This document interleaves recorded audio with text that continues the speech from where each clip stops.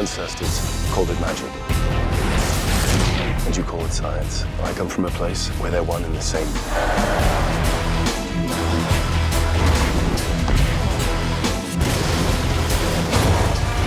He has disobeyed his king. His fate is in his own hands now.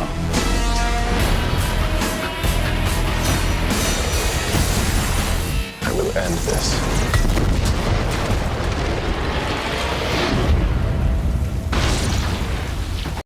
Welcome back to my MCU Phase 1 reviews. I am Dylan Gable, and today we're talking about Thor, released in 2011.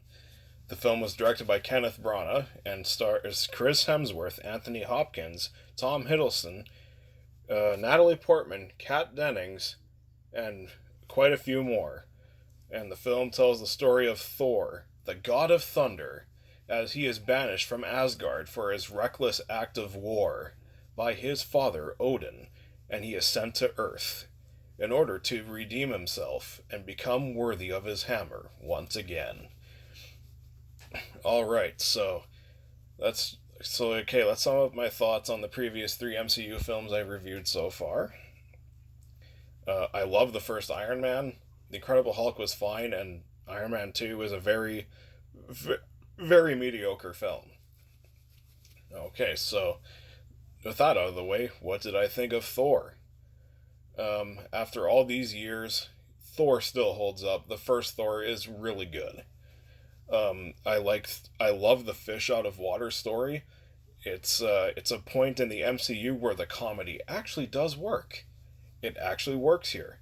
I thought Thor as a fish out of water story, I thought worked really well. I really love the story, and yeah, Chris Hemsworth is great as the title character. The action sequences are really fun. They're not as big as I thought it would have been for a movie about an actual god, but it's fine. The action is a blast. That whole scene involving Thor and his friends in a battle with the frost giants, I thought was so entertaining. Really brutal too, surprisingly. Like, people are getting impaled and hammers are going through heads and shit like that. Like yeah, the people that they're fighting, there's no gore or anything, but just the way the hammer hits their heads and shit like that goes through them, it's surprisingly brutal, and I loved it. And of course, there's the fight where Thor tries to get his hammer back after S.H.I.E.L.D. fucking surrounds the whole area where his hammer is. That scene was so exciting. I just love the hand-to-hand combat in that scene. This movie does hand-to-hand combat extremely well as well. I will say, just like Iron Man 2, the final fight is kind of underwhelming. There's the final fight between Thor and Loki, I thought could have been better. It's not bad. It lasts longer than the fight between Iron Man, War Machine, and Whiplash in Iron Man 2, but it's just not a lot happening there, and it just, I don't know, just to me, it felt very underwhelming. That's about it. Yeah, I like the side characters for the most part. I wasn't a fan of Jane Foster and her friend played by Kat Dennings. I always forget her name. I always do. Kat Dennings was kind of annoying here.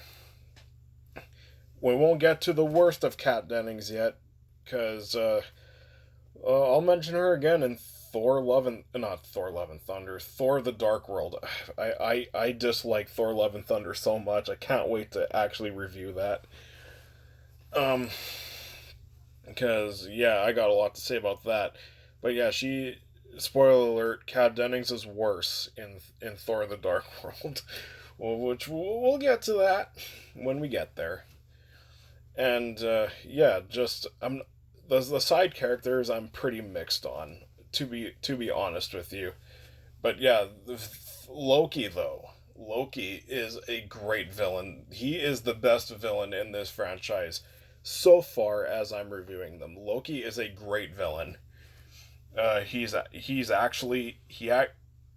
like likable in a villain sort of way, and he's played phenomenally by Tom Hiddleston.